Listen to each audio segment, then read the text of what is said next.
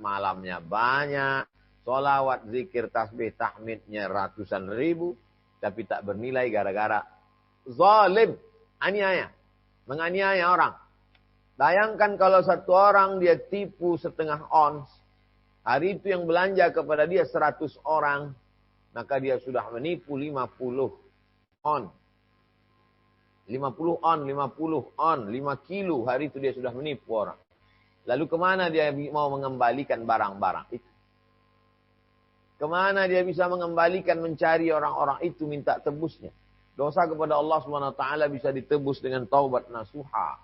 Tapi dosa kepada manusia, bagaimana kita mengembalikan setiap butiran beras, jagung, garam, madu. Semua akan diminta tanggung jawab di hadapan Allah SWT. Maka carilah dengan cara yang halal. Pertama, keyakinan ditanamkan bahwa ini datang dari Allah, sudah dijamin Allah. Kedua, mesti dijemput rezeki itu dengan cara yang halal. Ketiga, setelah dapat. Setelah dapat mau dikemanakan? Ada orang yang cari makan pagi, petang, siang, dan malam. Setelah dapat dikumpulkan ternyata tidak bisa dinikmati. Dimakan tidak, dipakai pun tidak. Lalu untuk apa? Jama'a malau wa'addada. Jama'a mengumpulkan. Addada menghitung. Kumpul, hitung, kumpul, hitung, kumpul, hitung, mati. Kenikmatan dia hanya pada mengumpulkan dan menghitung. Kita mau di atas itu. Dengan cara apa? Man bana masjidan, siapa yang bangun masjid? Banallah baitan fil jannah. Allah bangunkan untuknya satu tempat dalam surga. Ana wa kafilul yatim, aku dan orang yang menyantuni yatim kahataini fil jannah, seperti ini di surga. At-tajirus saduqul amin, pedagang yang jujur dan amanah. Ma'an nabiyyin, dia akan bersama para nabi, was-siddiqin, bersama orang yang benar, was-syuhada, bersama orang yang mati syahid, was-salihin, bersama orang-orang yang saleh. Man farraja an muslimin kurbatan min kurabid dunia. Siapa yang melepaskan orang Islam dari kesulitan dunia, farrajallahu anhu kurbatan min kurabi yaumil qiyamah, maka Allah akan mudahkan dia atas segala kesulitan-kesulitan hari kiamat. Wallahu fi aunil 'abdi ma kana al-'abdu fi auni akhi. Allah akan senantiasa menolong saudara selama engkau masih mau menolong saudara. Wa ta'awanu 'alal birri wat taqwa, saling tolong-menolong dalam kebaikan, melepaskan kesulitan orang, menolong segala beban. In tuqridullaha qardan hasanan, kalau kamu berikan pinjaman untuk agama Allah, fa yudha'ifahu lahu ad'afan katsira, maka Allah akan lipat gandakan. Seberapa banyak? Mathalul ladzina yunfiquna amwalahum fi sabilillah, perumpamaan orang yang bersedekah, berinfak di jalan Allah, kama salih habbah, seperti satu biji. Ambatat sab'a sanabil, tumbuh 7 bulir. Wa fi kulli sumbulatin mi'atu habbah, dalam satu ada 100, 200, 300, 400, 500, 600, 700. Wallahu yudha'ifu liman yasha. Allah lipat gandakan sesuai dengan kehendak qudrat irad Allah. Wallahu wasi'un alim. Allah Maha luas karunia-Nya. Setelah dapat untuk apa? Untuk bangun rumah, untuk beli mobil, untuk jalan-jalan. Ma'akalta fa'afnaita, yang kau makan busuk. Ulama labista fa'ablaita, yang kau pakai itu sajalah yang akan menjadi bekal. Inna mimma yalhaqul mu'min, di antara yang ikut bersama orang beriman, ikut mendampingi. Yarji'u usnani, yang 2 pulang ke rumah, maluhu, hartanya pulang. Wa ahluhu, keluarga, anak, cucu, menantu pulang. Tapi ada inna mimma yalhaqul mu'min, menyertai dia min ba'di mautihi, setelah dia mati. Inna mimma yalhaqul mu'min min amalihi wa hasanatihi, setelah mati tetap menyertai. Ilman 'allamahu wa nasyarahu, menyebarkan ilmu. Waladan salihan, anak-anak yang saleh, tarakahu, yang dia tinggalkan. Mushafan warasahu, mewakafkan Al-Quran. Wakaf surat Yasin sekarang banyak, tingkatkan lagi. Wakaf Al-Quran. Beli Al-Quran 5-10 ribu eksemplar, bagikan ke suku pedalaman. Wakaf masjid dan lain sebagainya. Idza matal insan, kalau manusia mati, maka yang tetap mengalir adalah diantaranya waladun salihun, anak yang soleh. Ilmun yuntafa'u bih, Shadaqatun jariyah, ilmun yuntafa'u bih, waladun salihun yad'u lah. Anak-anak yang soleh. Maka ini semua adalah tujuan mencari harta. Nama awalukum wa auladukum fitnah. Sesungguhnya harta kamu dan anak kamu itu hanya akan menjadi fitnah saja. Tapi dalam Isra dan Mi'raj, Nabi melihat ada orang yang menanam, memanen, begitu dipanen, tumbuh lagi, dipanen, tumbuh. Dari pagi tadi sampai siang ini, tetap mengalir, tak pernah putus di alam barzah, di alam kubur. Dan Islam pula memberikan balasan, tidak hanya untuk orang yang hidup. Ummi matat, ibu saya meninggal dunia, afa atasaddaqu anha. Kalau saya bersedekah, apakah boleh sampai pahalanya untuk almarhum? Kata Nabi, tasaddaq, bersedekahlah. Apa yang paling afdal, sakyul ma', memberikan air minum. Saya sudah jelaskan 3. Keyakinan bahwa rezeki dijamin Allah. Cara mendapatkannya sesuai dengan aturan Allah dan Rasulullah. Kalau sudah dapat, kemana mau dipakai juga mengikut aturan yang diajarkan Allah. Lalu kemudian setelah itu, matilah kita dalam keadaan husnul khatimah. Dan husnul khatimah itu sendiri pun dengan rezeki yang halal. Kenapa? Apa kaitan husnul khatimah? Shadaqatus sirri tadfa'u mitatas su. Bersedekah secara diam-diam menolak mati su'ul khatimah. Lalu doa kami petang siang malam, Allahumma khtim lana bi husnul khatimah, dengan ekonomi juga. Apa hubungan doa dengan ekonomi? Atib mat'amak takun mustajabad da'wah. Jaga makananmu, doamu terkabul. Lagi-lagi terkait dengan ekonomi. Salat terkait dengan ekonomi. Ya. Apa hubungan salat dengan ekonomi? Salat mesti menutup aurat. Menutup aurat mesti beli kain. Ekonomi. Puasa kaitannya dengan ekonomi. Ya. Orang puasa sahur dan berbuka. Sahur dan berbuka membeli ekonomi. Bahkan berapa banyak non-muslim pun bangkit ekonominya pada bulan suci Ramadan. Haji. Lagi-lagi haji. Bahkan travel haji umroh pun banyak saudara kita non-muslim punya. Orang Islam yang kerja. Kenapa? Ada konsumsi, ada transportasi, ada akomodasi. Semua terkait dengan ekonomi. Siapa bilang Islam tidak mementingkan ekonomi? Idza qudiyatis shalah, kalau sudah selesai salat, fantashiru fil ardh, bertebaran di atas muka bumi, wabtaghu min fadlillah, cari karunia Allah, duit. Pada saat melaksanakan ibadah haji, apa kata Allah Subhanahu wa taala? Laisa 'alaikum junahun an tabtaghu fadlan min rabbikum. Kamu boleh mencari rezeki pada hari-hari yang mestinya hari beribadah. Tanggal 8 Tarwiyah, tanggal 9 Arafah, tanggal 10 Nahar, 11, 12, 13. Tapi justru itu dipakai untuk mencari dunia, mencari akhirat. Tapi ingat, wa may yurid thawabad dunya nu'tihi minha. Siapa yang mau cari dunia, kami kasih. Wa may yurid thawabal akhirati nu'tihi minha. Siapa yang mau cari akhirat, kami kasih. Kita berharap dunianya hasanah, wa fil akhirati hasanah, dua-duanya dapat. Demikianlah pengantar dialog kita lebih kurang 25 menit tentang melalui hikmah Isra Mi'raj dan semangat menyongsong Ramadan kita perkuat iman dan ekonomi umat. Selanjutnya saya kembalikan ke Al-Mukarram, moderator kita. Jazakumullah khairan. Wassalamualaikum warahmatullahi wabarakatuh. Alhamdulillah Bapak Ibu para jemaah Tabligh Akbar Virtual Nasional, kita telah mendengarkan pencerahan yang luar biasa dari Tuan Guru kita. Luar biasa sekali mengena ke hati kita. Nah, oleh karena itu, mohon izin Tuan Guru, di sini sudah ada 3 pertanyaan yang disampaikan oleh jemaah kita dan izinkan kami untuk membacakannya. Pertama, Tuan Guru, apakah suatu negeri itu bisa dikatakan berkah ketika kekayaan alamnya berlimpah namun pemimpinnya zalim? Mohon jawabannya Tuan Guru. Sab'atun yuzilluhumullah. 7 golongan yang mendapatkan naungan Allah. Yauma la zilla illa zillu, hari itu tak ada naungan kecuali naungan Allah. Yang pertama adalah al-imamul adil, pemimpin yang adil. Jadi, seandainya doamu makbul. Seandainya doamu makbul dan doamu cuma 1. Kata Imam Ahmad bin Hanbal yang dikutip oleh Syekh Yusuf Al-Qaradawi. Seandainya doamu makbul dan doamu yang dikabulkan itu cuma 1, mintalah pemimpin yang adil. Apa gunanya ada batu bara, ada minyak, ada emas. Kalau pemimpin tidak adil, itu tidak akan diletakkannya di perut orang susah. Tidak akan dibagikannya kepada fakir miskin. Dibagikannya kemana? Tak tahu kita kemana dia buat. Maka nikmat terbesar adalah pemimpin yang adil. Tidak ada negara miskin. Semua negara kaya.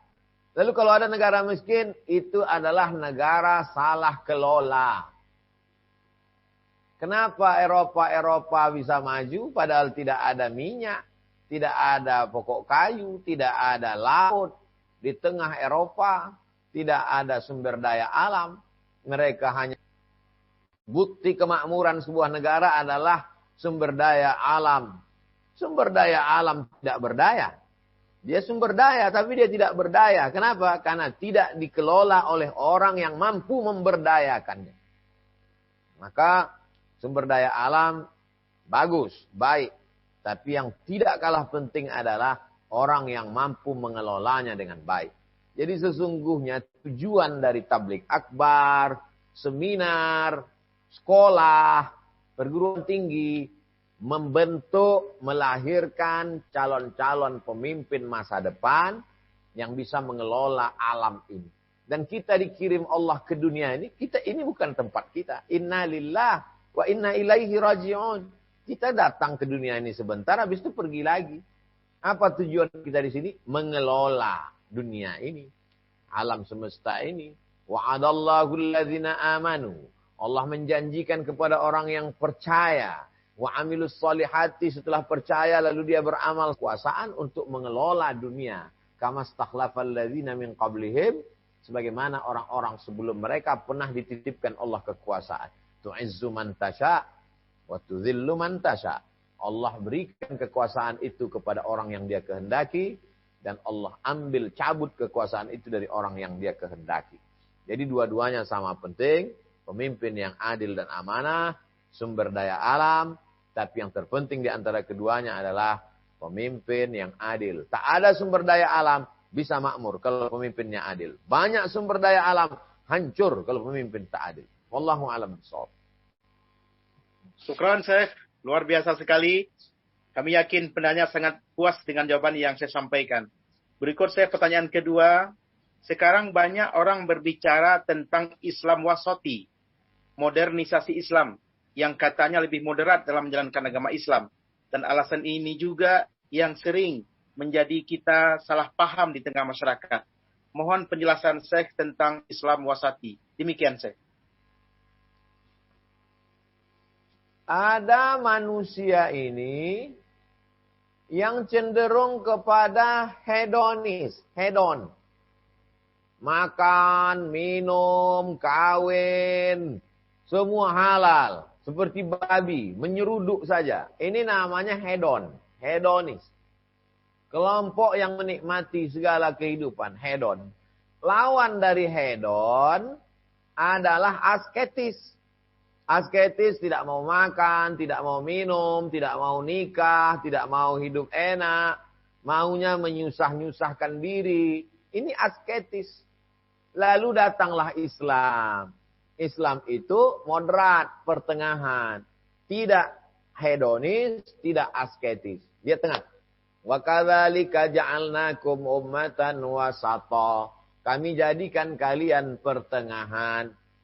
Hedonis kawin aja. Asketis tak mau kawin. Islam menikahlah. Tapi ada batasannya, ada limitnya. Hedonis makan aja. Asketis tak mau makan. Islam, kulu makanlah. Wasrabu minumlah. Wala tusrifu.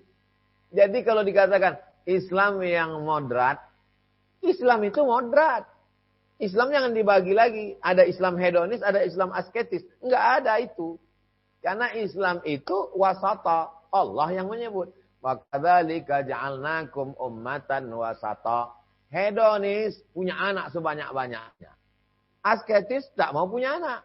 Islam silakan punya anak, tapi anaknya soleh. Hedonis cari harta terus. Asketis tak mau cari harta. Hartanya untuk wakaf, zakat, infak, sedekah, amal soleh. Islam adalah moderat, pertengahan. Wa kadzalika ja'alnakum ummatan wasata. Demikianlah kami jadikan kamu umat yang pertengahan. Ghairil maghdubi alaihim waladhdallin. Tidak ikut jalan ghairil maghdub, tidak ikut waladhdallin. Lalu yang diikut jalan siapa? Alladzina an'amta alaihim. Jalan yang kau malihin. Wa hasuna ulaika rafiqa. Jadi jangan mau Islam dibagi-bagi.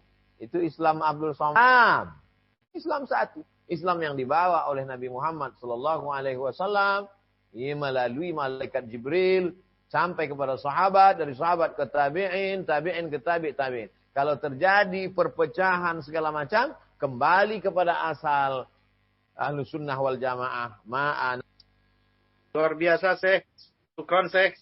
Mohon izin, Syekh, menyampaikan pertanyaan berikutnya, Syekh. Terkait dengan ekonominya dikuasai oleh non-muslim. Oleh karena itu, Syekh, bagaimana kita selaku muslim menyikapi hal demikian? Mohon jawaban, Syekh. Iza qudiyatis shalah, kalau kamu sudah salat, fantashiru fil ardh. Sebaranlah di atas muka bumi. Wabtaghu min fadlillah, carilah karunia Allah Subhanahu wa taala. Itu menunjukkan bahwa mencari rezeki adalah perintah Allah. Salat perintah Allah, puasa perintah Allah, haji perintah Allah, cari rezeki juga perintah Allah. Jadi siapa orang Islam yang tidak mencari rezeki, maka dia melanggar perintah Allah Subhanahu wa taala. Makanya doa keluar masjid, yadul ulia, tangan di atas, khairun minal yadi sufla, daripada tangan di bawah. Bagaimana kalau semua hartaku kubagikan saja untuk Islam? Nabi marah. Antada amrasataka ahliya. Kau tinggalkan anak cucumu dalam keadaan mapan secara ekonomi. Khairun, lebih baik. Min antada amralatan. Daripada kau tinggalkan anak cucumu ngemis, minta-minta. Yatakaffafuna ala nas. Menggantungkan diri kepada manusia. Ini konsep dalam Islam. Nah, prakteknya ada saudara kita punya hotel. Hotel syariah. Saya ke Bandung. Ustadz, itu hotel Ambo. Ambo Rangawa, hotelnya syariah. Tinggal di situ. Pergi ke Yogyakarta. Pripun kapari api. Iki hotel syariah. Tinggallah di situ. Buatkan video. Kepada semua jemaah. Kalau main-main ke Yogyakarta. Tinggallah di hotel syariah. Kalau pergi ke Bandung. Carilah hotel syariah. Istri Anda yang lepas suaminya, insya Allah akan tenang. Abang di mana? Ambo di hotel syariah. Alhamdulillah, tenang hati dia. Menjaga ketenangan. Saudara-saudara kita yang non-muslim pun, saya yakin ibu-ibu yang non-muslim, dimanapun berada, kalau istrinya memberitahu, aku sekarang di hotel Islam, pasti dia akan tenang. Kenapa? Karena tidak akan ada masuk anak gadis pakai rok pendek. Tanyalah apa itu kalau suami kalian keluar kota. Mana yang kalian lebih tenang? Suami kalian tinggal di hotel konvensional atau hotel syariah, hotel Islam? Mereka akan berkata, hotel Islam. Karena suami saya nanti pasti ditanya KTP-nya mana. Karena nanti di lift tidak akan mungkin dia tengok ada perempuan buka lutut. Kenapa? Islam rahmatan lil alamin. Kedatangan Islam bukan hanya bagi rahmat untuk orang Islam saja, lil alamin, semesta alam. Yang tak Islam pun dapat rahmat. Emak-emak seluruh Indonesia tenang, telah ekonomi. Ini sholatnya khusyuk, puasa Senin Kamis, tinggal di hotel tidak menjalankan syariat Islam. Kita kalau mau berinteraksi sosial, yakinkan kalau uang itu kita beri kepada dia, dia akan pakai uang itu. Kalau dia untung, dia akan buat rumah. Ustaz belanja di mana? Sana. Kan harganya mahal di situ. Mahal-mahal sedikit tak apa-apa. Duitku itu nanti akan dipakainya untuk bangun masjid. Aku ikut nolong ekonomi umat. Ini kadang orang mau murahnya saja. Padahal duit itu kalau dipakai ya untuk melakukan perbuatan maksiat dan dosa. Kita tidak hanya dituntut untuk mencari yang halal, tapi juga kita akan dituntut kemana yang halal nih kau pakai. Makanya pertanyaan untuk harta beda. Pertanyaan untuk harta beda. Min ainak tasabahu, dapatnya dari mana? Wa fima anfaqahu, dipakai kemana. Demikian Ustaz. Allahu a'lam. Allahu a'lam. Syukran Syekh, luar biasa. Ini pertanyaan berikutnya Syekh terkait dengan bulan suci Ramadan. Bagaimana Rasulullah membagi waktu ibadahnya dalam bulan suci Ramadan? Mohon penjelasan Syekh. Malamnya qiyam, siangnya siam. Ini mesti dibagi dua. Malamnya qiyam, tegak, berdiri, tarawih, tahajud, witir. Bangun malam sebelum makan sahur, sholat sunat wudu, sholat sunat taubat, sholat sunat hajat, sholat sunat tahajud, sholat sunat witir. Malam pokoknya diisi dengan qiyam. Siangnya siam. Siam, tahan mata, tahan telinga, tahan mulut, tahan hati, tahan dada, tahan pikiran, tahan tangan, tahan kaki, tahan emosi, tahan marah, tahan sumpah serapah. Jadi dua-dua mesti dijaga, siam dan qiyam. Di sela-sela itu diisi dengan Quran. Syahrul Ramadan alladzi unzila fihil Quran. Kalau di bulan lain banyak-banyak paham Quran. Tapi khusus di bulan Ramadan banyak-banyak khatam Quran. Sampai Imam Syafi'i yukhtimul Qur'ana, mengkhatamkan Quran 60 marrah, 60 kali.